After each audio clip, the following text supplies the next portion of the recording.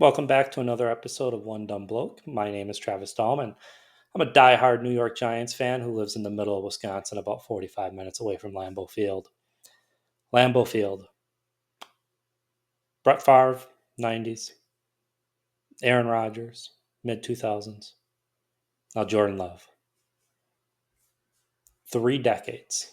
Probably stretching in the 4 decades of just complete and utter quarterback competence. And that's all I'm asking for. Quarterback competence. I'm not asking for much more than that. I'm not asking for excellent quarterback play. I'm asking for competence. And better yet, I'm not even asking for competence. I am asking for hope. That is all I'm asking for. Brian Daboll, you can do something for this fan base that this fan base has not had since we had Eli Manning as our quarterback. You can give us hope. But instead, you're giving us Russell Wilson. Russell Wilson. I watched every single preseason game. I'm going to give you some stats.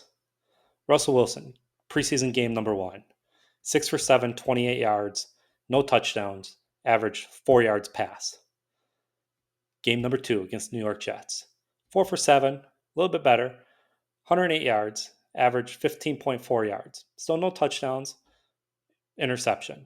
He didn't play game 3 against the Patriots.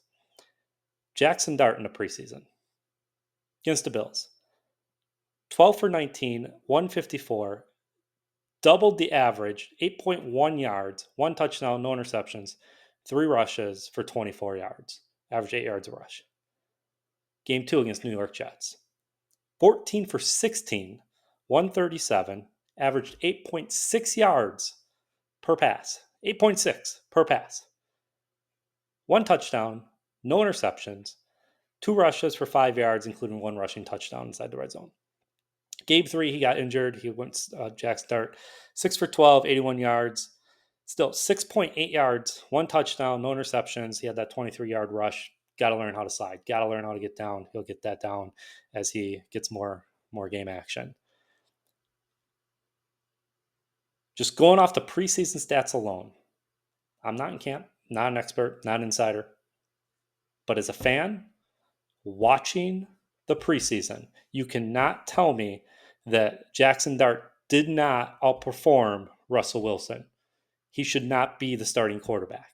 How can you go off the preseason games? Like I said, not in camp. I get it. You don't want to throw Jackson Dart out there against the Commanders week 1. You don't want to throw him out there against Dallas week 2. They're in our division. We're going to play them twice a year anyways. What does it matter? He's going to have to play them again. Let's say we stick to the plan and we hold off till week 5 versus the Saints. That's what I've been hearing since Jackson Dart looked phenomenal during preseason. Looked great, I guess, during camp. Oh, well, they're going to wait because their schedule is front loaded. Well, 2 of the 4 freaking games are against division opponents that he's going to have to play later in the season. So why are we waiting? What are we waiting for? What are we waiting for? I'm going to give you a list of names now. Since Eli Manning retired, or rather, since he was benched during the Gettleman era, Daniel Jones, we'll get to him in a minute, Colt McCoy, Mike Glennon, Jake Fromm, Davis Webb, Tyrod Taylor, Tommy DeVito, Drew Lock, Russell Wilson. Any of those names give you hope? Daniel Jones gave us hope for a little bit, but that offensive line was so freaking terrible. You saw what Saquon was able to do last season once he got to a team that had a competent offensive line, rushed for 2,000 yards. Daniel Jones, week 1, who knows if it's sustainable? Who knows if it was just the Dolphins' terrible corners? But Daniel Jones looked amazing. Daniel Jones is a good quarterback. He led the Giants to a playoff victory. I'm a huge Dan Le Batard Show fan. But Le Batard said multiple times, Daniel Jones isn't going to beat us. Who's afraid of Daniel Jones? If you watch Daniel Jones play, which I get why nobody wants to watch Daniel Jones play when he was a New York Giant, because it was abysmal to watch. But he had the accuracy. He had the timing. He had the throws when he had the time to do it. He was the reason why that team was worth watching, him and Saquon, of course. But now that Saquon has a good offensive line, he's phenomenal. Now that Daniel Jones has a competent offensive line, he's doing all right. I'm not going to say he's phenomenal yet. We'll wait and see. He's got Denver coming up this week. We'll see how he looks. I have full faith in DJ. But now down to Russell Wilson. Our offensive line, still not great. But Dallas's D-line, not that great. Kansas City didn't look that great against the Chargers. What are we waiting for? That's all I want to know. Every single report, every expert has said the same thing over and over and over again. We are waiting till we get to the Saints, week 5. Week 5. Week 5. Why? Why delay the inevitable? Jackson Dart is going to do something for this fan base that we have not had, like I said, since maybe Daniel Jones. And that is hope. And that hope ran out pretty damn quick when we had Daniel Jones. But with Jackson Dart, watching him in the preseason with his teammates, watching his teammates react to him scoring touchdowns, the celebrations, everybody coming together, the energy on the sidelines, you don't get that with Russell Wilson. You don't get that energy. When Russell Wilson starts a game, there's no hope.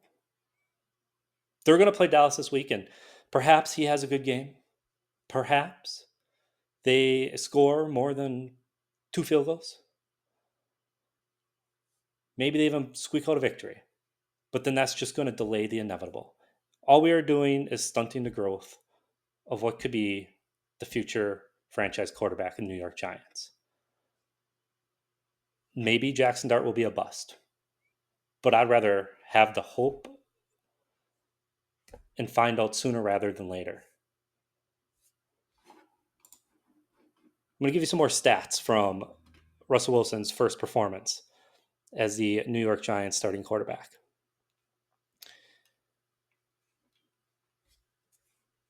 Darius Slayton, 0 receptions, 1 target. Malik Neighbors, 5 receptions. He got quite a few targets, 12 targets. He was Russ's safety net. Wan'Dale Robinson, 6 receptions, 8 targets.